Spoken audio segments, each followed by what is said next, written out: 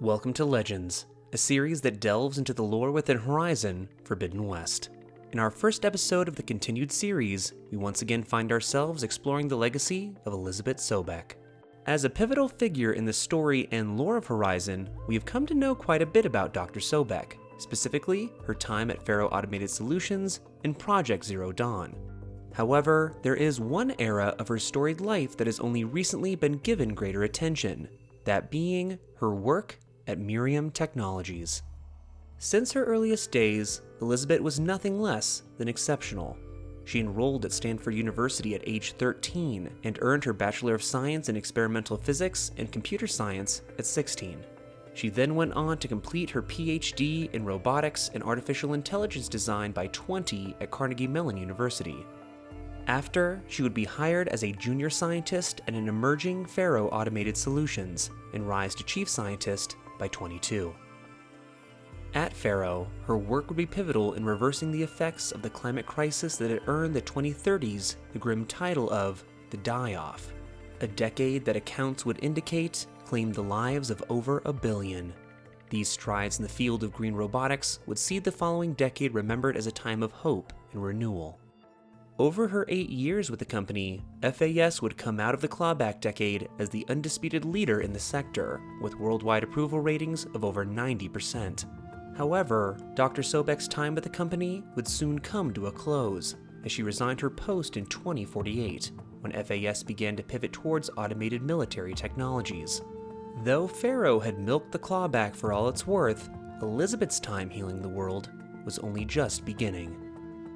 In 2049, Dr. Sobeck founded a firm dedicated to life-positive robotics. There, in the tech archipelago of San Francisco, Miriam Technologies was born. Named in honor of her mother, who had instilled Dr. Sobeck's reverence and dedication to life since childhood. Even in the face of constant litigation from her former employer, with at least 16 individual lawsuits levied against her before her work on ZD, she wasted little time innovating Miriam's first machines. Her first steps were comparatively humble ones, simple gardening drones that could tend to schools and parks, along with pollutant monitoring systems that led to cleaner, healthier air. These early successes would soon garner major worldwide investments, taking the influence of Miriam's ecological robotics to brave new heights. In partnership with a coalition of environmental reclamation, they would address countless areas of need across the world and beyond. Due to rising sea levels in the 2030s, millions were displaced and food shortages were felt across the globe. Companies like Faro during the clawback did provide means to curb these food insecurities, but often ensured that their solutions were best used alongside other systems from the same producer. Their harvester line and similar systems would help solve these issues, but by no means in the most efficient or ethical way for those who felt the weight of starvation. Miriam, on the other hand, would take a different approach.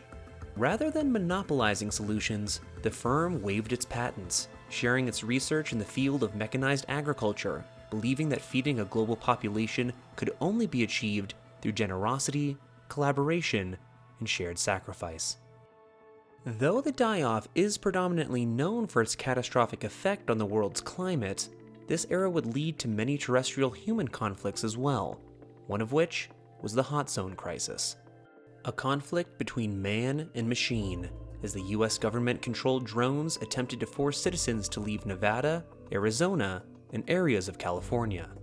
This conflict was brutal to say the least, and leave lasting scars, the most defining being the colossal explosion caused by the fighting that left both sides devastated and 900 refugees dead. For perspective, the effects of the detonation were felt as far away as Las Vegas, as the electronics on the strip were fried from the blast wave.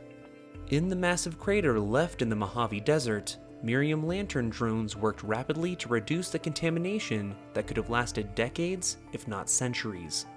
Thanks to this intervention, the residual radiation declined 48% in 1 year alone. Similar drones would be deployed by Miriam during the Syzygy East nuclear disaster of 2051. After 2 massive earthquakes, the site's reactor was compromised, and a meltdown ensued. A slowly growing red zone of radiation would sow a path of death in its wake, all the way to its furthest edges.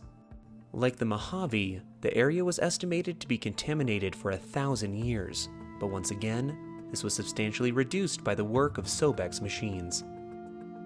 Back in what was once the hot zone, Miriam would be recruited to aid Stanley Chen's resurrection of Las Vegas. Though his efforts were remarkable in their own right, the firm helped in the design of a custom robotic ecosystem to prevent, identify, and repair structural issues across the city while having minimal impact on local fauna. Additionally, Winnow scrubbing drones reduced legacy microplastics and recycled water supplies by 73%, only adding to the marvel that was the Oasis filtration service. Works like these would see Sin City thrive right up until humanity's end in the 2060s. Water cleanup would not only extend to the desert, but close to home for Miriam, as the company's machines used repurposed petroleum waste products dredged from the ocean surrounding San Francisco to pave new roads on the iconic Grand Gate Bridge, waterways that had reached critical levels of man-made pollutants by the 2040s. The 2030s would see funding for national parks start to dwindle, with sites like Yellowstone being transferred from federal jurisdiction to being state-owned. Tourism would dwindle, and private interests would attempt to purchase these lands previously intended for the public. Thankfully, the clawback would see these weakened federal protections for national parks restored, coinciding with the easing of climate change through technical means. Miriam Forester Line wilderness management machines would help aid in these efforts in national parks like Zion.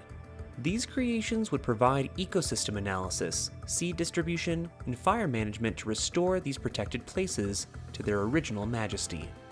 Though the clawback made many strides in bringing the world back from the brink, new leaps in tech would see these efforts improve and fix unintended issues brought about by their creation. Some solar facilities unfortunately would prove dangerous to birds, insects, and bats in the surrounding area. Luckily, warden drones would be developed and implemented to monitor the population of local wildlife, ensuring that clean energy could be produced without these unintended negative impacts. Perhaps the most impressive of Miriam's known achievements was its work to find solutions to the world's reliance on non-renewable resources, not only to reduce damage from mining and extracting precious metals, but to help in supplying more rare resources. Miriam developed multiple patents in automated mining of near-Earth objects. Off-planet mining operations would begin to see biofuel replaced as an industrial power in favor of cleaner helium-3, beginning in the 2040s and through the 2050s. These advances by Miriam would continue to empower the corporations of the world to take to space in the years to come, mining mineral-rich asteroids and even the moon, instead of traditional Earth-bound operations of the past. For these achievements, Elisabet would be recognized as one of the greatest minds and preeminent technologists of her era. Miriam would become one of the world's largest suppliers of green robotics, receiving many prestigious awards, including the Nobel Prize for Physics in 2053 and the Rachel Carson Award for Environmental Progress in 2056. Elisabet would travel the world, speaking to her mission and passions, hoping others would take up the call to heal the world and give life the care and support it needed to survive.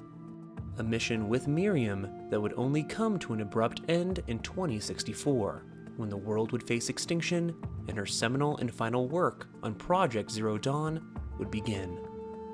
A life dedicated to the service of all, her mother's teachings, and finally, all who would come after.